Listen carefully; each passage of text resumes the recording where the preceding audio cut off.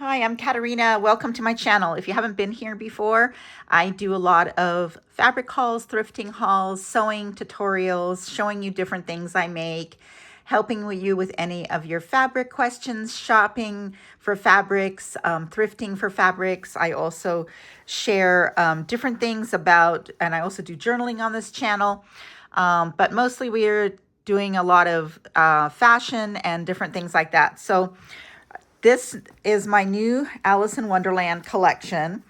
I only had this much fabric, so I was only able to make 4 book sleeves. They're so adorable. It is my Alice in Wonderland themed items is my most popular item to sell right now. I'm selling a lot of my pillow covers. You can look at those on my Everfey site, the ones that I designed there. Anyway, I'm getting ready to launch these hopefully tomorrow night on my Everfey shop. This has a shorter envelope because there wasn't enough fabric to make them the long ones up to here. These have an elastic enclosure.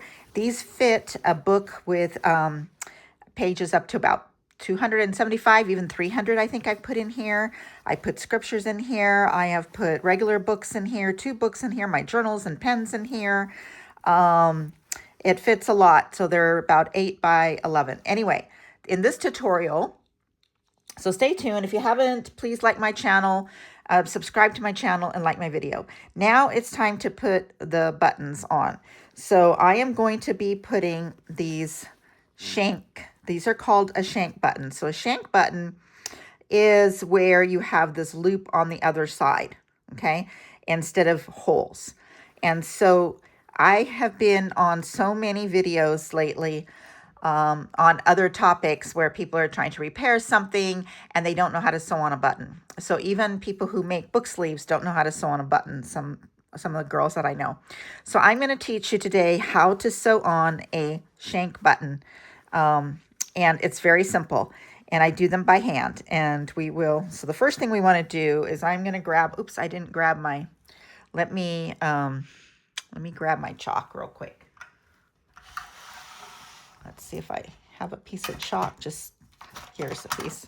Okay, so I'm just going to grab my chalk real quick just to mark this down. And let's put these ones on the side. And I'm going to see where I want this to go. So I think I'm going to want it to go right about like that. I think that's a pretty good hold there. So I know I'm going to want there. The next thing I'm going to do is I'm going to just fold this in half. Make sure this part here is in half. It's okay if this is not quite aligned, that's fine. And then I'm going to make a mark here to know that that's about where I want it to go. This is going to come over like so, that's good. And then I want it to go down just a tiny bit. I like that. So I'm going to go to right about there. Okay. So that's where I'm going to sew it. So the next thing I'm going to do is get some black thread. Grab my little scissors that I love from Guggenheim. Best company in the world for scissors, in case you're wondering. You want to get a needle. So I have my little turtle here that was given to me back in the maybe the early 1980s. A friend of mine got this little turtle for me because I sewed all of my kids' clothes, made all their clothes. So anyway, I keep my needles for things like this. This one happens to be just in here because I was just using it. I typically don't like to do that. Otherwise, I'll forget where I put it. So I'm going to put my needle right here for just right now. I'm going to grab my thread and estimate. I just estimate about how many times I'm going to want to go through because you want to make sure that it's nice and tight. So I get, usually about, I don't know, almost a yard of it because I'm going to fold mine in half. So one of the ways there's 2 different ways you can sew by hand. One is where you don't double up your thread. You get less knotting that way, which makes that part easier. But if you want it to be really strong, then you're probably going to want to double it up. So then you take your thread, you come down here to this end, and I like to twist this just a tiny bit. And then I'm going to make a little knot. I'm going to loop it around. Usually I make 2 knots. And if you make it so that it goes over, just do it again. It's not a big deal. And then I'm going to double knot that just to make sure that if it misses one, it's got the other. Okay. So now I've got this doubled. So what I'm going to do, now there's two ways you can do this. One, you can go all the way through, which you're going to have to at one point, just maybe one time, do it all the way through. But I like to go through just this side. So I'll take my thread like this, okay, and I just put it through a little piece. This has soft and stable in it, so it can be quite tough. And we can always we'll cut that little end up later. I like to start mine with a little knot right here. So I went through one time, take my thread, and now I'm going to pull this up and go through here like so and make a nice strong little knot. That way when we come through later to cut that little end off, we won't make a mistake and cut the button off. So now what I'm going to do is I'm just going to take my thread and pull it through the shank hole there. It's kind of hard doing it on a video, and now I'm going to align it up to where I already had it, right? And I'm going to come through and go through, and it doesn't matter this way. You can do however you want and just start to sew that down.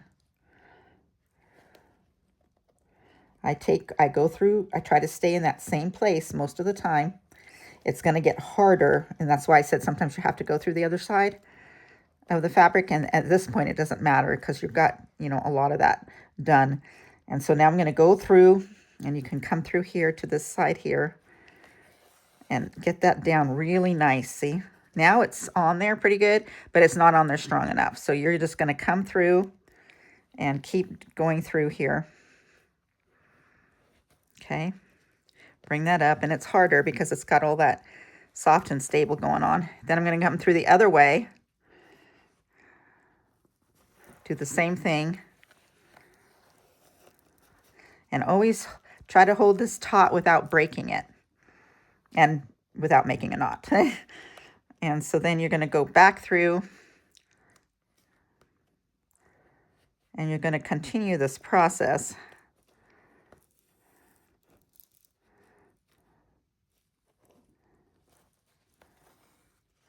until you feel it's not going to fall off.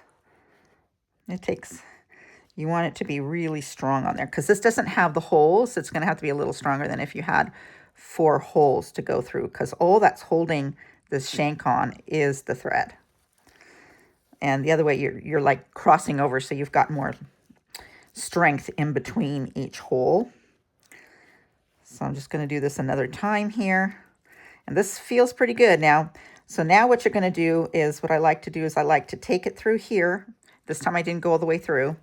And now I'm going to take my thread and I'm going to wrap it around that at the very bottom of that shank, trying to make that a nice, see, and then you're going to take it after you've done that a few times, come around and go under and over and pull that. So you're making another knot, see, come around, go under and out. There we go. And we're just going to make that really nice like this. Make sure it's nice and snug. Usually like to do that a few times. There we go. So now we have that knot. So now I'm going to come in here with my scissors and I'm just going to cut it close there. And now we can come back in and see if that little guy is bothering us. And it's not. It got nice. The little knot there got nice and hidden. So now you're just going to take your, there you go. Look how beautiful. I love these. I love these shank buttons for these Alice in Wonderland. It just looks the part so well.